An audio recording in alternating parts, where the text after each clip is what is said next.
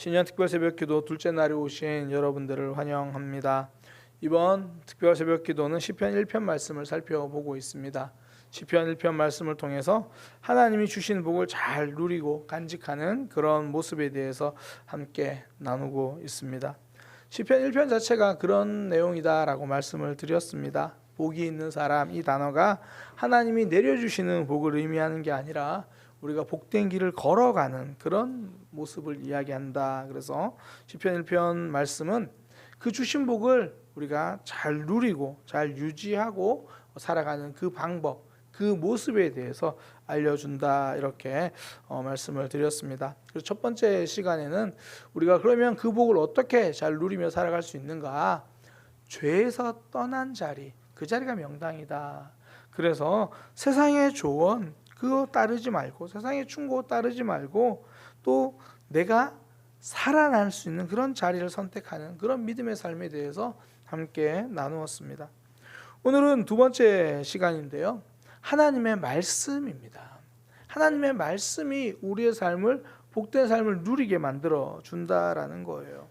시편 1편 시작은 복이 있는 사람은 악인의 꾀를 따르지 않고 죄인의 길에 서지 않고 오만한 자의 자리에 앉지 않는다. 뭐 이제 이렇게 하지 않고 저렇게 하지 않고 하지 않는데요. 그러면서 해야 하는 거 딱 하나 말이에요. 여호와의 율법을 즐거워하고 주야로 묵상한다. 그러니까 복을 누리기 위해서 필요한 건 말씀 하나예요. 그것이면 충분합니다. 하나님이 우리에게 기록으로 주신 이 말씀, 이거면 된다는 거죠. 어떤 이들은 내가 직접 하나님의 음성을 들어야겠다고 생각을 해요.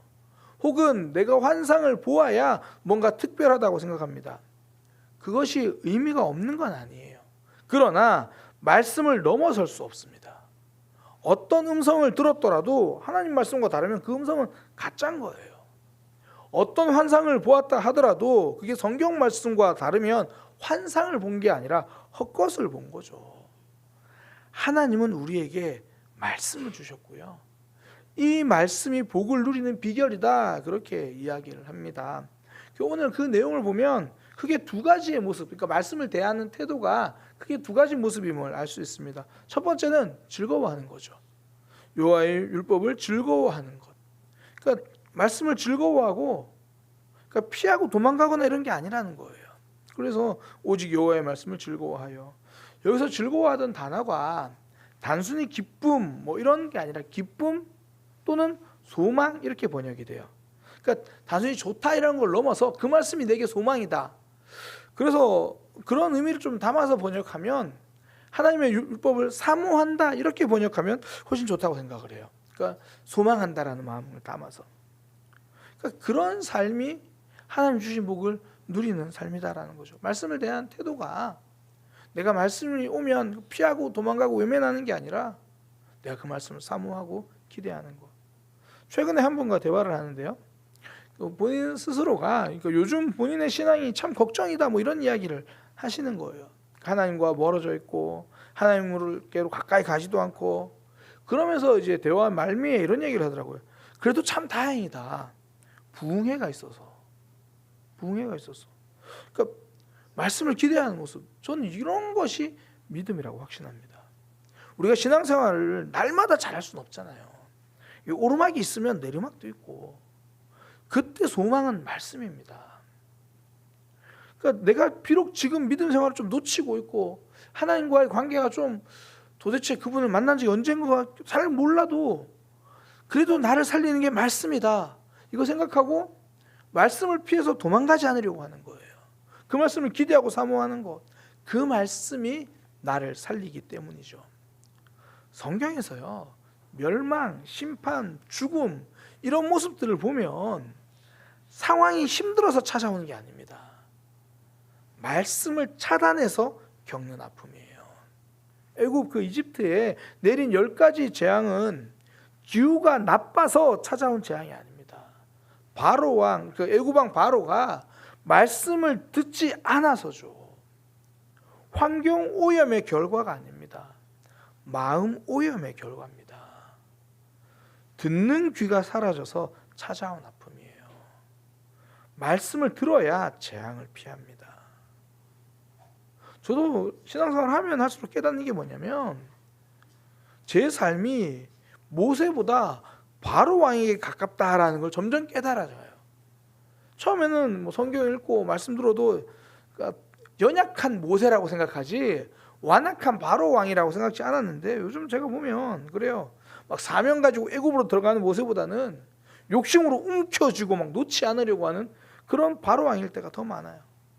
그러니까 저는 그렇게 움켜쥐고 놓지 않으려고 할 때 하나님이 말씀을 주시는 거예요.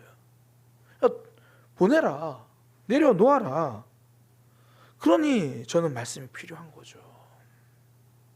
요즘 이제 창세기 말씀 매일 성경이잖아요. 묵상하는데 그 말씀이 너무 불편해요. 막 너무 힘들어요. 가인에게 죄를 다스리라고 말씀하시는데 이거 꼭 가인이 아니라 명수야, 너는 죄를 좀 다스려야 되지 않겠니? 그렇게 들리니까 많이 불편하긴 한데 그게 참 감사합니다. 그러니까 저의 존재는 여전히 죄 가운데 있다는 걸 알게 하시고, 다른 말로 말하면 하나님의 은혜로 구원받은 존재임을 알려주시는 거잖아요. 그러니까 말씀이 들리니까 그제야 제 모습이 보이는 거예요. 말씀을 피하고 외면하면요, 자기 모습이 보이지 않습니다.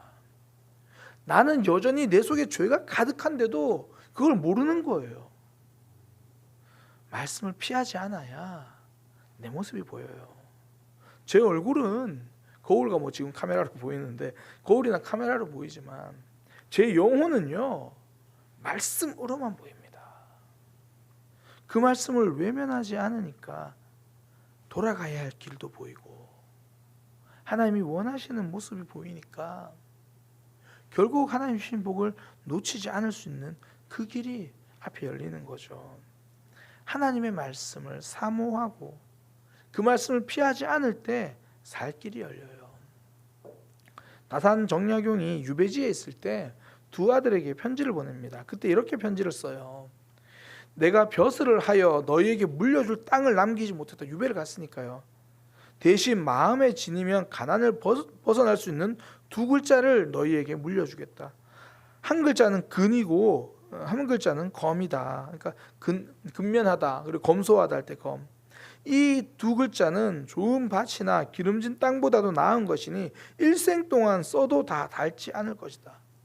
그러니까 정약용이 자녀들 마음에 두 글자를 남겨주어서 그들의 삶이 더 나아지기를 원하는 거죠. 저는 근데 이 정약용의 말을 보면서요, 이거 신명기 6장 말씀과 너무 비슷하지 않아요?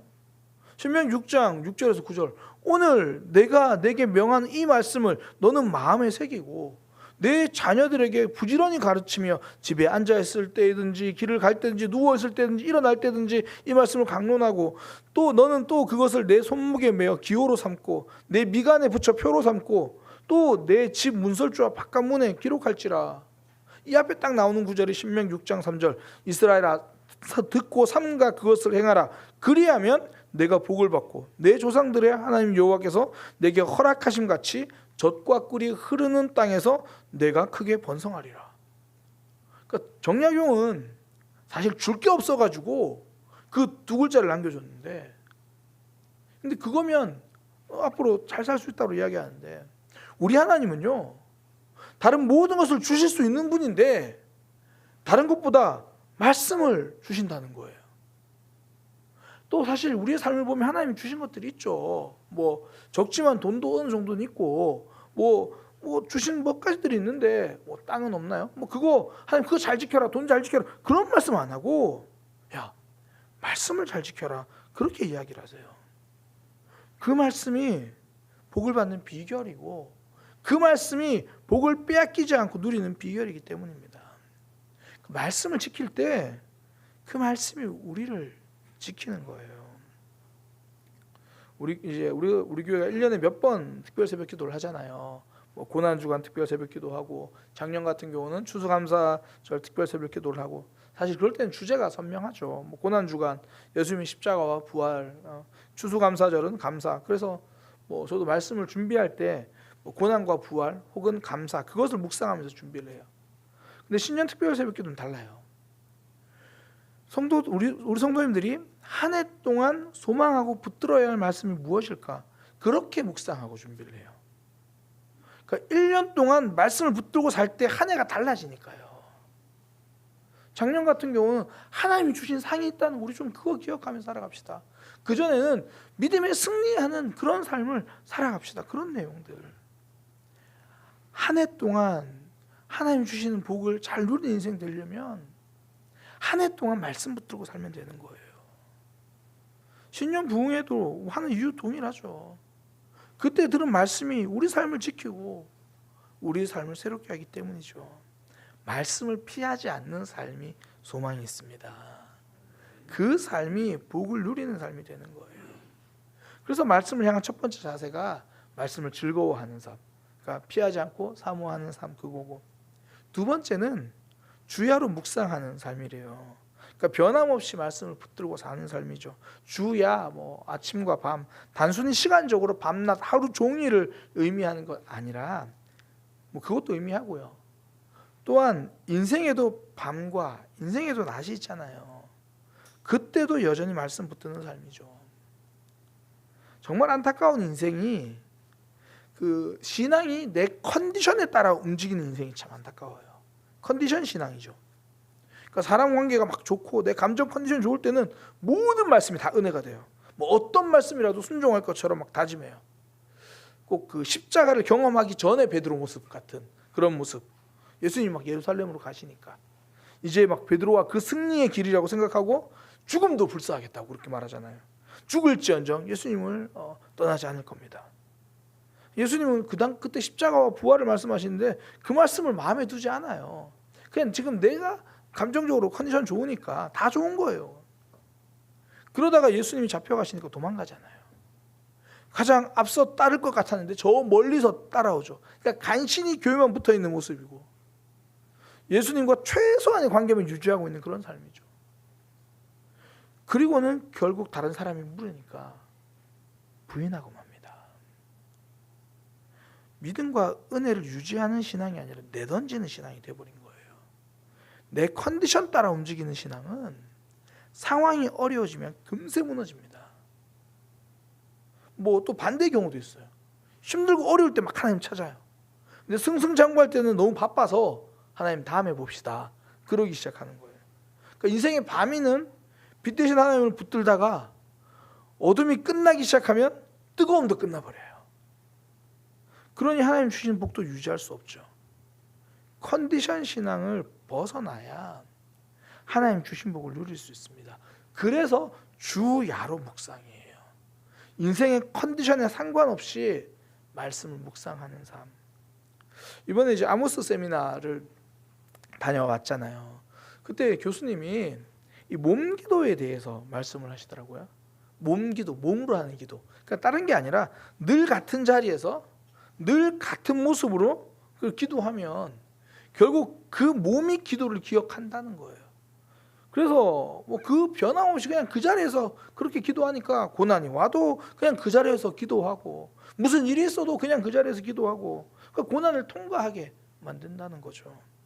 변함없음이 변하는 세상에서 우리를 지켜줍니다. 하나님의 말씀이 우리 인생의 밤에도 우리 인생의 낮에도 우리가 그 말씀 붙들고 살아갈 때 올 한 해 여러 인생의 상황이 와도 그 하나님 주신 복을 누릴 수 있는 거죠. 다윗이 10년이나 쫓겨다니면서도 결국 왕이 될 수 있었던 이유는요, 그는 인생의 낮에도 인생의 밤에도 하나님을 붙들었습니다. 시편을 보면 알 수 있잖아요. 감사시도 있고 탄원시도 있고, 그러니까 인생이 화창한 봄날일 때도 하나님을 기억했고 인생이 매서운 추위 속에 있어서도 하나님의 말씀을 붙들었고, 그러니까 밤에도 낮에도 하나님을 붙드는 삶이 무너지지 않는 삶이에요. 올 한 해 우리의 삶에 봄날도 있을 겁니다. 뭐 개인적으로는 봄날이 많기를 축복합니다.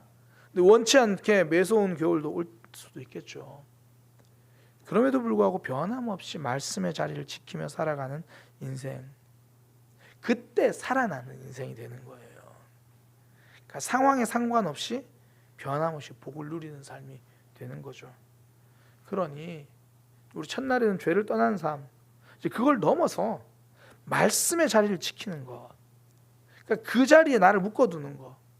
그러니까 올 한 해는 그렇게 저는 말씀의 자리에 나를 묶어두겠습니다. 그게 복을 누리는 비결이에요. 이게 마음 묶어두는 게 힘들잖아요. 그 몸을 묶어두는 거예요. 밤이나 낮이나 말씀 듣는 자리는 놓치지 않겠다. 뭐 단순히 예배 자리뿐 아니라 성경 읽는 시간, 뭐 말씀 묵상하는 시간, 그거 놓치지 않고 지키려고 할 때 결국 무너지지 않는 삶이 되는 거예요. 스펄전 목사님 하신 유명한 말이죠. 달아서 낡은 성경을 소유한 사람은 결코 무너져 내리지 않는다. 달아서 낡은 성경책을 소유한 사람은 결코 무너져 내리지 않는다. 그 하나님의 말씀이 우리의 삶을 지켜주시기 때문입니다. 하나님 주신 복을 잘 누리는 비결 두 번째 시간, 말씀을 사모하면 피하지 않는 거예요. 그리고 마음 컨디션에 상관없이, 인생 컨디션에 상관없이 말씀을 붙드는 삶, 그때 하나님 주시는 복을 누리는 그런 인생이 됩니다. 2026년은 그렇게 걸어가는 저와 여러분, 우리 사랑의 교회가 되기를 소망합니다.